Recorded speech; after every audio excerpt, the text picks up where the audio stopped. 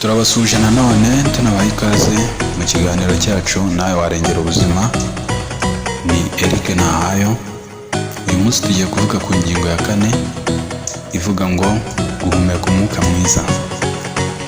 Uramutse ubayeho ugahumeka umwuka mwiza wa oxygen, ntibyatwara igihe kirekire kugira ngo ubuzima bwawe bube bugezweho n'akaga gakomeye ndetse bugasozwa n'urupfu.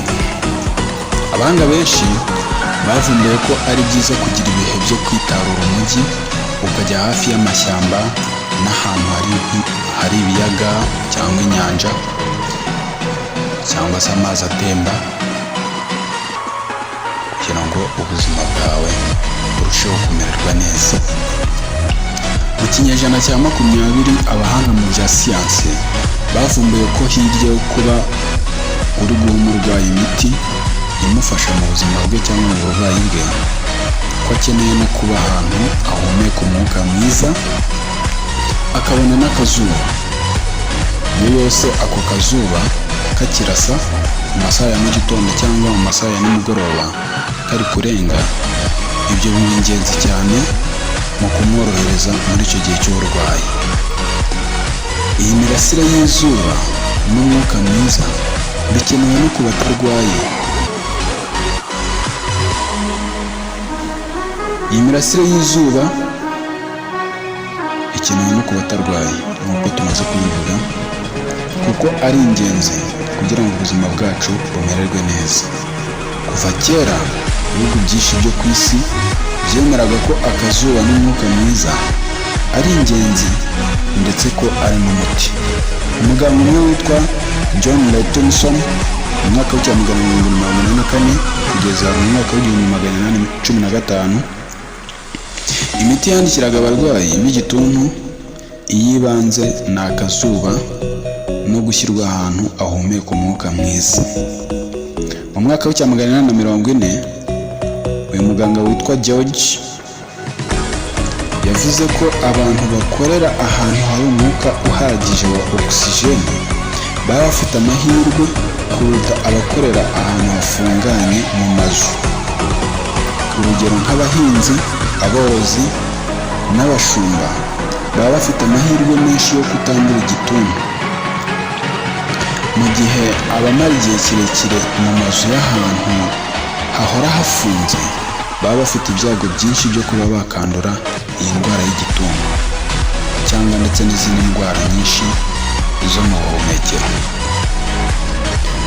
Uwitwa Florence ni umuganga wabayeho mu mwaka w'1820 kugeza mu 1910. Yabaye ikirangirire kubera ibintu bishya yazanye mu buvuzi igihe yitaga ku nkomere z'abasirikare b'Abongereza mu ntambara ya Crimea.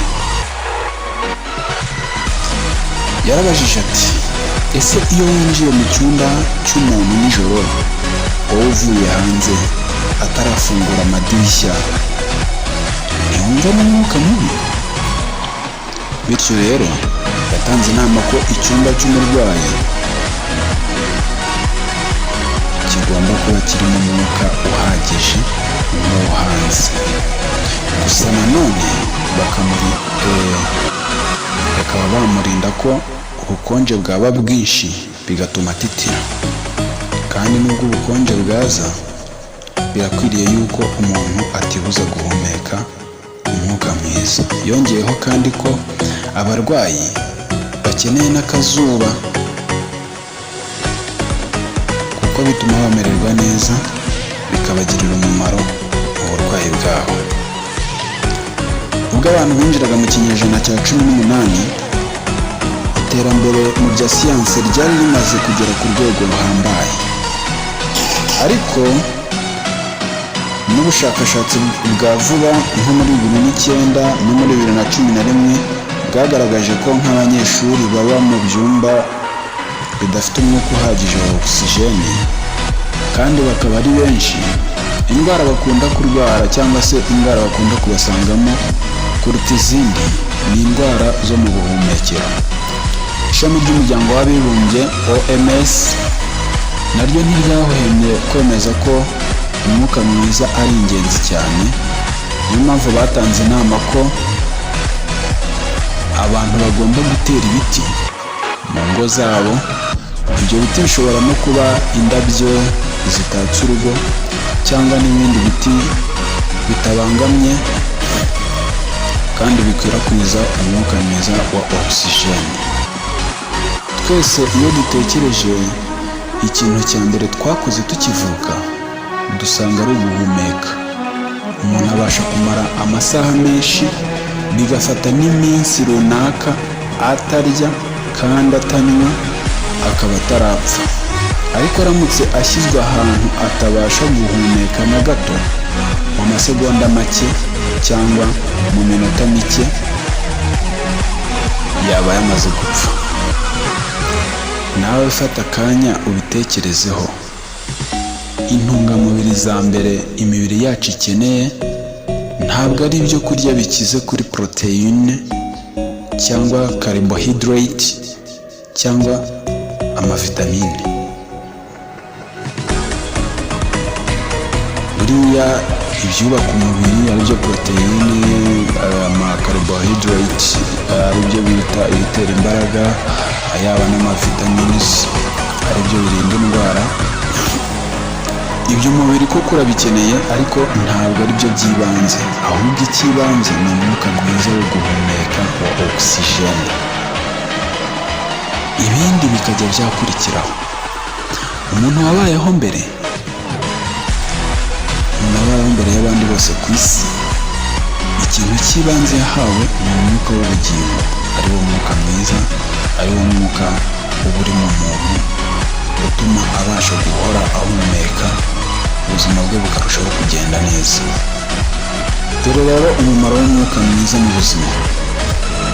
Umwuka mwiza utuma amaraso agira imbaraga zo gukwirakwira mu mubiri wose. Umwuka mwiza kandi utuma amahumbezi akwirakwira mu mubiri. Umwuka mwiza utuma umubiri uhorana imbaraga. Umwuka mwiza utuma umubiri ugubwa neza. Umwuka mwiza utuma ubwonko buhorana imbaraga n'akanyabugabo.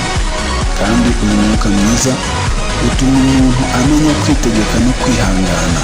Nanone kandi umwuka mwiza utuma umuntu agira ubushake n'imbaraga muri byose. Kandi nanone umwuka mwiza utuma igogora rikorwa neza, rigahora rigenda neza biruseho. Umwuka mwiza nanone utuma umubiri uruhuka neza mu gihe cyo gusinzira. Dore nanone ibindi wakora kugira ngo ujye ubona uyu mwuka mwiza uhagije, kuko uyu mwuka mwiza tuwukeneye kuruta ibindi byose. Ushobora gutembera mu byaremwe, ubona ahahinze imyaka, imbuto, ibiti n'ibindi bintu bitandukanye. Irinde rero kuba wahora ahantu hafungiranye. Gerageza gukora imyitozo ngororamubiri ahantu heza ushobora guhumeka umwuka mwiza. Jya witondera uburyo uryamamo, kuko hari abantu baryama nabi, akaba yaryamira urubavu rw'iburyo cyangwa se akanaruryamira nabi, ugasanga anatsikamiye umwijima cyangwa se izindi ngingo, bigatuma ahumeka nabi. Ariko abashakashatsi benshi bagaragaje ko kuryamira urubavu rw'ibumoso aribwo umuntu aba aryamye neza. Rero jya witondera uburyo uryamamo. Ikindi kandi jya witondera uburyo wicaramo. Hari uburyo usanga umuntu yicaye yihinnye ameze nk'uwunamye, cyangwa yicaye ameze nk'ugaramye, kandi aba asabwa kwicara neza kugira ngo bimufashe guhumeka neza. Ibihaha bishobora gukurura umwuka neza. Jya wimenyereza rero no guhumeka neza.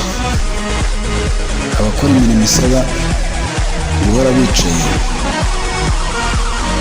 baba bakeneye gukora siporo cyane kugira ngo ibihaha byabo byaguke, bityo bibafashe guhumeka neza. Naho ababa basanzwe bakora imirimo isaba imbaraga, ahanini ibihaha byabo biba byaragutse, kuko n'ubundi baba bakora muvoma cyane z'imibiri yabo, bigatuma kuba bahumeka neza bitabagora. Rero ababa basabwa kubikora cyane, kwimenyereza kuba bahumeka neza kugira ngo bibafashe. Ni abantu bakora imirimo ibasaba guhora bicaye ahantu runaka kandi ugasanga naho ahantu bakorera hakinze. Rero baba bakeneye kujya ahantu hitaruye kugira ngo bakore muvoma, bakore siporo, ibihaha byabo bibashe kwaguka, bashobore kujya bahumeka neza. Ikindi, irinde guturana n'imyanda. Gerageza ukora ibishoboka byose ahakuzengurutse harangwa n'isuku.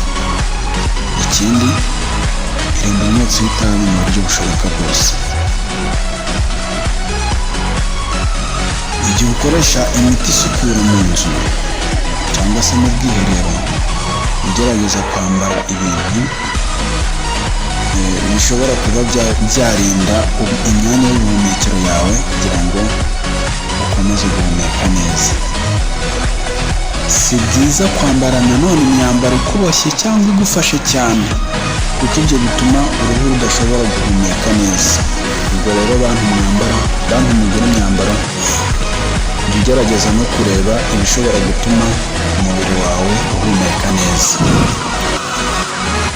Akandi ntabura kukubwira ni uko wajya ugerageza gutembera ahantu hari ibiyaga, ahantu nko ku nyanja, ahantu hafi y'amasumo, ni kuri waterfalls. Aho hantu hashobora kuba hagufasha. Wajya no hafi y'amashyamba, ushobora no kujya kota akazuba keza ka mu gitondo cyangwa ka nimugoroba. Ibyo bintu nabyo bikagufasha. Abantu ibihumbi byinshi rero bapfuye bazira kubura umwuka mwiza, babura ndetse n'amazi meza. Nyamara iyo baza kuba barabibonye, byarashobokaga ko iminsi yo kubaho kwabo yari kwiyongera. Iyo babona umwuka mwiza n'amazi meza, birumvikana neza ko burya ari byiza no guhitamo ahantu heza ho gutura hashobora kugufasha kugumana umwuka mwiza. Mu gihe hariho ubukonje bwinshi, uzifubike cyane rwose, ariko ntugakore ikosa ryo kwibuza guhumeka umwuka mwiza, kuko kwibuza guhumeka umwuka mwiza ni ukwigabanyiriza amahirwe yawe yo kubaho. Iyo umwuka utari kwakirwa neza mu mubiri wose binyuze mu guhumeka umwuka mwiza, amaraso yuzuramo uburozi, bitewe n'uko umwuka mubi uba usohoka nanone akaba ari wowe wongera kwinjira, bityo bwa burozi bugakwirakwira umubiri wose. Kandi ntabwo bigira ingaruka mbi mu bihaha gusa, ahubwo no mu gifu, no mu mwijima, no mu bwonko n'izindi ngingo birahazaharira cyane. Iyo umwuka mwiza udakwirakwiye neza mu mubiri, bituma kanseri yirema ikaba ishobora kumunga ingingo. Rero uyu mwuka mwiza turawukeneye. Imiryango myinshi usanga irwaye inkorora. Imiryango myinshi usanga irwaye inkorora kubera guhora bakinze ibyumba bararamo, bikaba bitagiramo umwuka mwiza. Uhereye uyu munsi, ni amahirwe menshi kuri wowe kuri iki kiganiro. Fata umwanzuro mwiza, kuko ubuzima bwawe wabasha kubugirira neza, ukajya wita ku tuntu twose twavuzwe haruguru, kandi ugafasha na bagenzi bawe. Reka nsoze nkubwiye ko umwuka mwiza utera ubwonko guhorana umutuzo, bukayobora izindi ngingo zose neza. Bizaburinda guhorana ubwoba. Iyo wahumetse umwuka mwiza kandi ukaba wanyoye amazi meza, bikurinda kurwara umutwe, bikakurinda umunaniro wa hato na hato, bikurinda kumva ubwenge bucogoye, bigatuma ubuhorana itoto. Rero uyu mwuka mwiza turawukeneye. Uyu mwuka mwiza ni ingenzi. Reka twese tumenye yuko umwuka mwiza nawo uri mu bigize ubuzima bwacu. Tumenye yuko hirya yo kuba twahumetse umwuka mwiza, aribwo dushobora kunywa amazi bikagenda neza, nibwo dushobora kurya ibyo kurya bikatuyoboka, nibwo dushobora gukenera intungamubiri zigiye zitandukanye ziboneka muri bya byo kurya. Uyu mwuka mwiza ni ingenzi, twese ni byiza kuwusobanukirwa. Turashimira ko mwadukurikiranye, mugire amahoro.